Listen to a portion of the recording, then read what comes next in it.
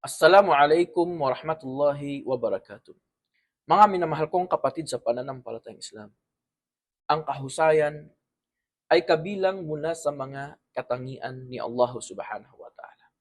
Sinabi ni Allah, وَتَرَى الْجِبَالَ تَحْسَبُهَا جَامِدَةً وَهِيَ تَمُرُّ مَرَّ السَّحَابِ. At iyong makikita ang mga bundok at iyong aakalaing ang mga ito ay buo o matatag na nakatayo, habang ang mga ito ay magdaraan na tila mga nagdaraang ulap lamang. Sun Allah alladhi atqana kulla shay.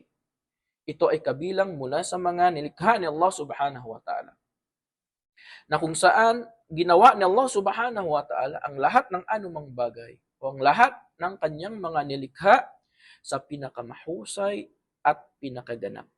Innahu khabirum bima taf'alun. Katotohanan, si Allah subhanahu wa ta'ala ay maalam sa anumang inyong ginagawa.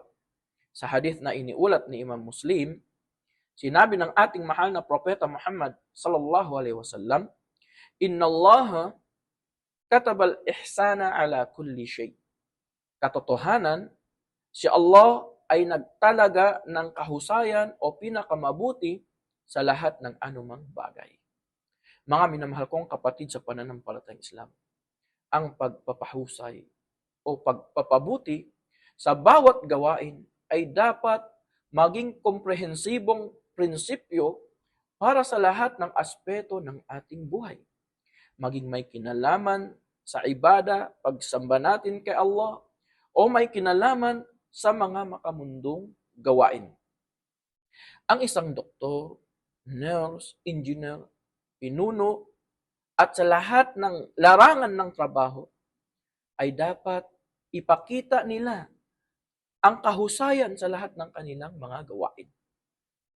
At ang isang Muslim, sa tuwing siya ay gumagawa ng pagsamba kay Allah sa pamamagitan ng pagdarasal, pag-aayuno, pagbibigay ng kawang gawa, hajj, at iba pa, ay dapat niya itong pagbutihin at paghusayan, sapagkat sinabi ng ating mahal na propeta Muhammad sallallahu alaihi wasallam sa isang mapapanaligang hadith, Inna Allah Ta'ala yuhibbu idha amila ahadukum amalan ayutqinah.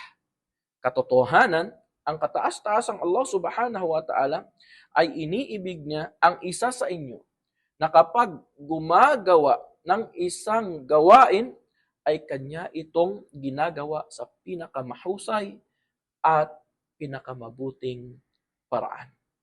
At sinabi ni Allah subhanahu wa ta'ala, wa ahsinu innallaha yuhibbul muhsinin.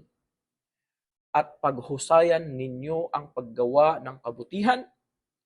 Katotohanan, si Allah subhanahu wa ta'ala ay minamahal niya ang mga gumagawa ng mga gawaing kabutihan. Ibilang nawa tayo ni Allah subhanahu wa ta'ala sa kanyang mga aliping pinaghuhusay ang paggawa ng mga gawaing kabutihan. Wassalamu alaikum warahmatullahi wabarakatuh.